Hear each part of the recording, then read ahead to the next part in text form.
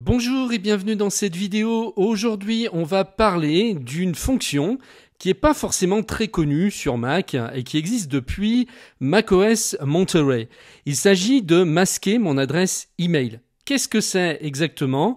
Eh bien, c'est une fonction qui vous permet de créer des emails jetables, entre guillemets, c'est-à-dire qu'à chaque fois que vous allez vous inscrire sur un compte, eh bien, ça va vous éviter de mettre votre véritable adresse iCloud. Plus précisément, ça permet de créer des adresses email uniques et aléatoires à chaque fois que vous vous inscrivez sur un site web, une application ou un service. Le but, empêcher ces services de collecter et d'utiliser votre véritable adresse email. À la place, Apple crée une adresse intermédiaire qui redirige les messages vers votre vraie boîte de réception tout en gardant cette dernière invisible. L'intérêt principal est bien sûr de limiter le spam et surtout de garder le contrôle sur qui a accès à votre adresse mail. Si par exemple vous arrivez sur un site et que vous n'êtes pas hyper sûr du site ou alors vous voulez simplement accéder à un service temporaire et que vous n'avez pas envie ensuite qu'on revende par exemple votre adresse email, eh bien grâce à cette fonction, si jamais vous commencez à recevoir des spams ou des emails indésirables de cette source, eh bien vous pouvez tout simplement supprimer l'adresse générée sans impacter votre email principal. Alors c'est une fonction que je trouve franchement super. Et il n'y a qu'Apple qui a fait ça jusqu'à maintenant et c'est hyper simple en plus à mettre en place. C'est complètement automatique dès que vous allez vous inscrire sur un site. Alors par contre, ce qu'il faut savoir, c'est qu'il faut être abonné à iCloud+. Mais il suffit simplement de payer même le plus petit forfait, c'est-à-dire moins d'1 €. Vous avez un forfait à 99 centimes pour pouvoir bénéficier d'iCloud+, et donc de cette fonction. Pour moi, ça vaut le coup. C'est moins cher qu'un café. Et ça, vous le payez une fois par mois. C'est possible que vous ayez vu déjà l'option apparaître quand vous remplissiez un formulaire en ligne ou que vous vous inscriviez sur un site et que vous n'ayez pas bien compris ce que c'était. Eh bien, c'est très simple. Au lieu de saisir votre adresse habituelle, Apple vous propose de créer une adresse aléatoire et la génère au moment même où vous allez vous inscrire. Une autre bonne nouvelle, c'est que vous pouvez gérer toutes ces adresses email directement dans les réglages iCloud de votre Mac. Vous pouvez consulter, désactiver ou supprimer celles que vous n'utilisez plus et tout ça en quelques clics. Franchement, je trouve que c'est hyper utile dans un monde où nos données personnelles sont constamment exploitées. Ça permet de garder le contrôle sur sa boîte email, ce qui devient essentiel aujourd'hui. On est tellement sollicité que ça permet de filtrer les messages. Donc, vous ne partagez que ce que vous voulez. Si un site commence à vous harceler avec des emails ou vend vos informations, vous n'avez pas besoin de changer d'adresse principale ou de créer un nouveau compte. Vous supprimez juste l'adresse temporaire et le problème est réglé. Donc ça permet de maximiser la sécurité et d'éviter de se retrouver avec une boîte mail envahie de publicité et autres spams.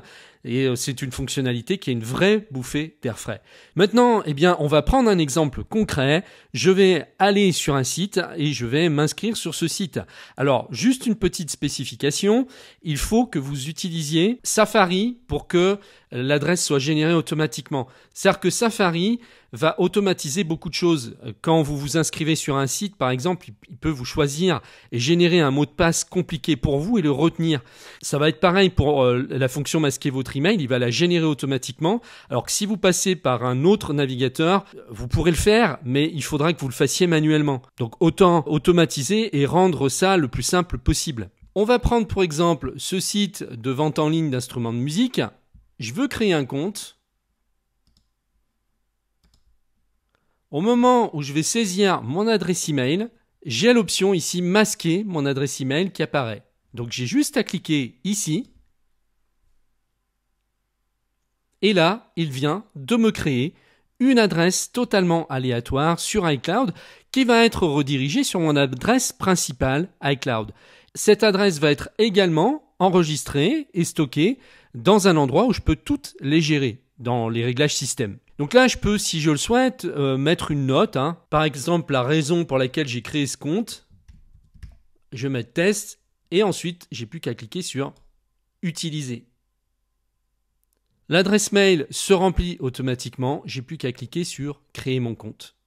Ensuite, vous n'avez plus qu'à continuer votre processus d'inscription comme vous le feriez habituellement. Mais en tout cas, ça sera bien cette adresse email qui sera votre identifiant vous allez recevoir un email qui va vous être envoyé par iCloud et qui vous explique que vous avez créé une adresse email unique et aléatoire pour le domaine woodbrass.com le 26 septembre 2024. Les messages envoyés à cette adresse seront transférés vers votre boîte de réception. Vous pouvez la désactiver à tout moment. Donc là, il vous communique l'adresse. Et pour rechercher cette adresse ou en gérer les réglages, accédez à Réglages iCloud sur votre appareil ou sur le web.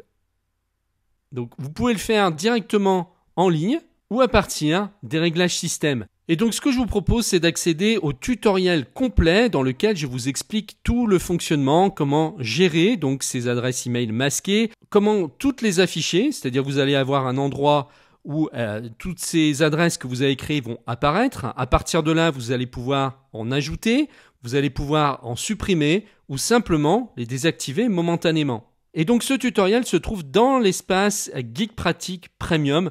Vous pouvez y avoir accès en cliquant sur le lien qui se trouve dans la description de la vidéo. Je vous dis à tout de suite de l'autre côté.